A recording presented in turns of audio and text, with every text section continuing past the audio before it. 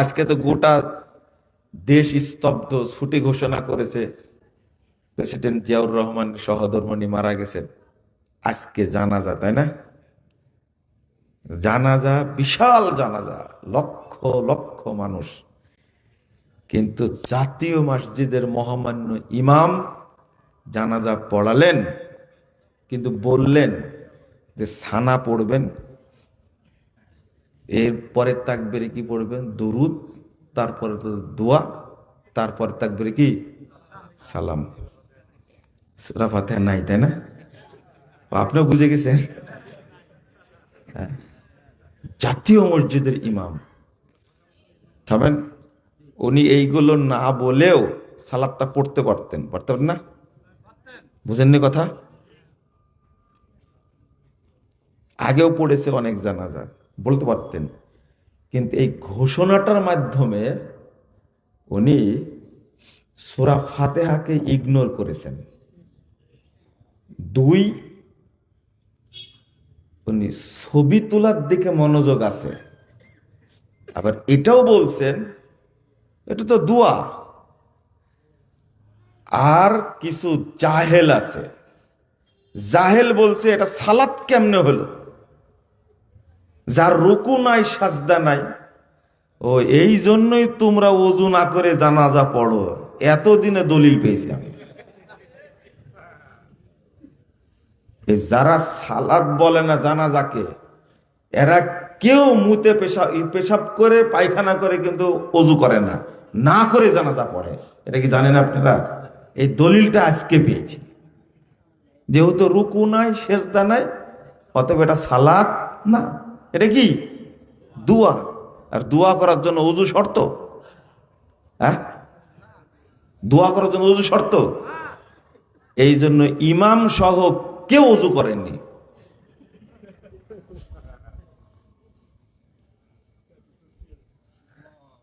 তাই না? যেহেতু রুকু নাই সেজদা নাই, কিনা সালাত না, এই জন্য কি ওযু?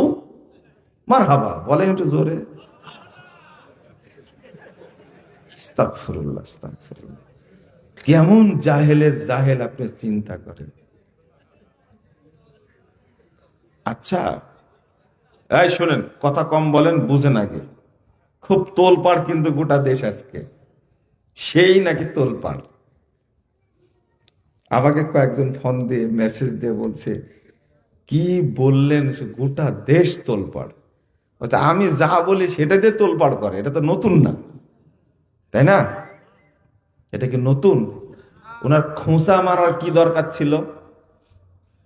প্রথম তাকবীরে কি? সানা।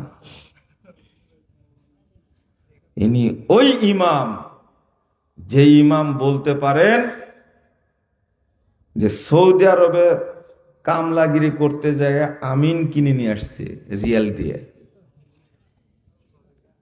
আমিন, বুঝেন না কথা?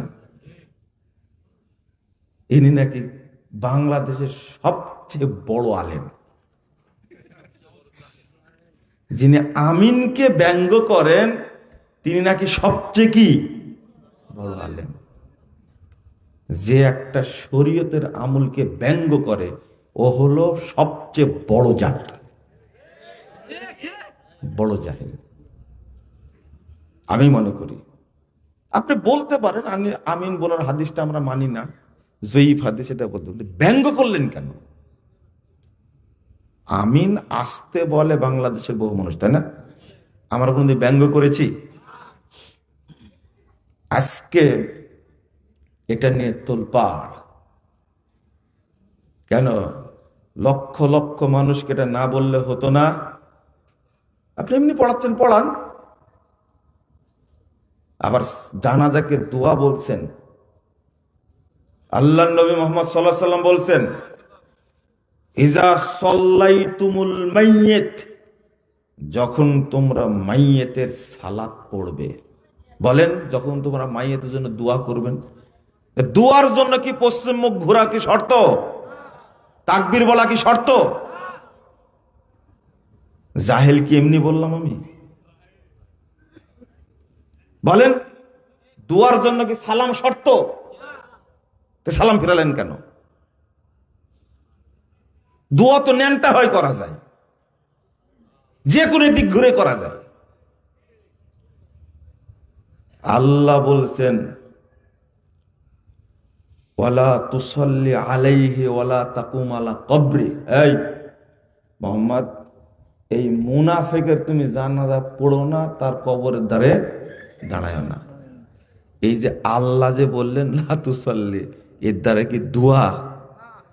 কি জানাজা না? প্রথম এটা সালাত, সালাতুল জানাজা মানে কি? জানাজার দোয়া। জানাজার কি দোয়া না জানাজার সালাত? আল্লাহ সালাত বলছেন, রাসূল সাল্লাল্লাহু আলাইহি ওয়াসাল্লাম সালাত বলছেন, আর আপনি দোয়া বলে ব্যঙ্গ করবেন কেন? ওসমান হাদিরও জানাজা পড়লো তার ভাই, আমি কিছু বলেছি? হ্যাঁ দেখেন, কিছু বলিনি, আমি জানাজা উপস্থিত ছিলাম, কিচ্ছু বলিনি। দুর্ভাগ্য, একজন আলেম হিসাবে এরকম করতে পারেন না। হতে পারে বাইতুল মোকাররমের ইমাম, তাতে কি যায় আসে? সে কি রাসূল নাকি? সে কি সাহাবী? ওই সুযোগ নাই।